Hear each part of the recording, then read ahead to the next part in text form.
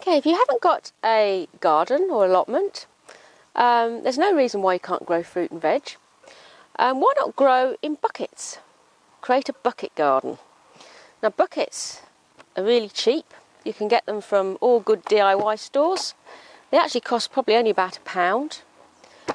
The beauty of them is they are a perfect size for pretty much any vegetable you want to grow. And also, obviously, they're portable, so you can move them around the garden. Or if you're, say, living in a place that's rented and you end up moving, you just pick up your buckets and take them with you. So all you do once you've bought them is you do need to make some holes in the bottom. And all you need for that is a drill. And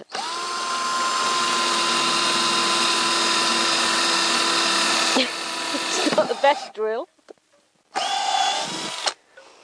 You probably need about 8 to 10 holes, I'd say, in the bottom.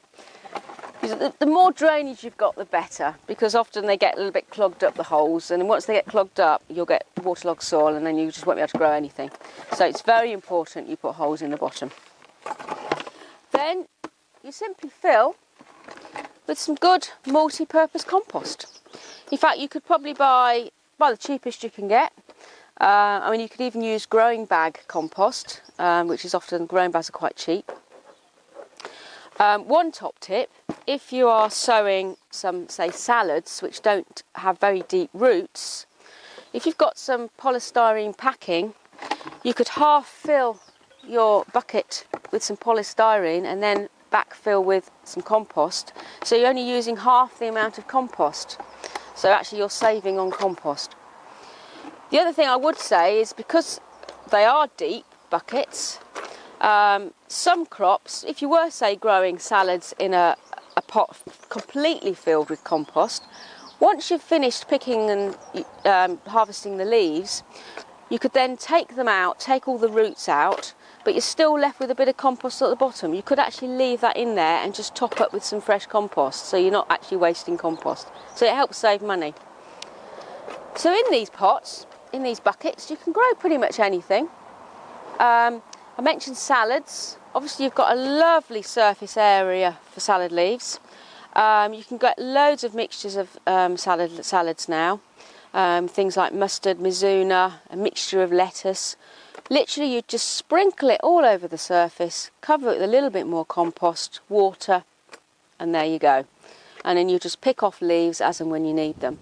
If you wanted to grow lettuce, to sort of full-hearted lettuce, you'd probably get maybe 3 or 4 in a bucket. Other things you can grow in a bucket, you could grow maybe 1 courgette plant. You could also grow beans. Probably best ones would be the dwarf French beans. You'd probably get 5 or 6 plants in a bucket.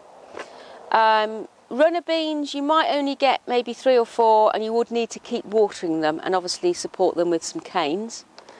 Other crops you could grow perhaps one or 2 kale plants in a bucket.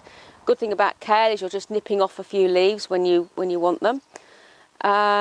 You could grow onions, you could grow any veg at all in buckets. And the beauty of buckets as well, particularly these black ones, is they really absorb the heat of the sun. So that's going to give your crops an extra boost. So if you put them somewhere on a sunny patio, keep them nicely watered.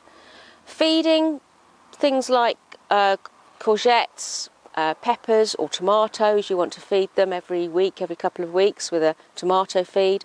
Things like lettuce, quick growing crops, you wouldn't need to feed them. And so there you go. A really simple way. If you haven't got a garden, just grow in buckets.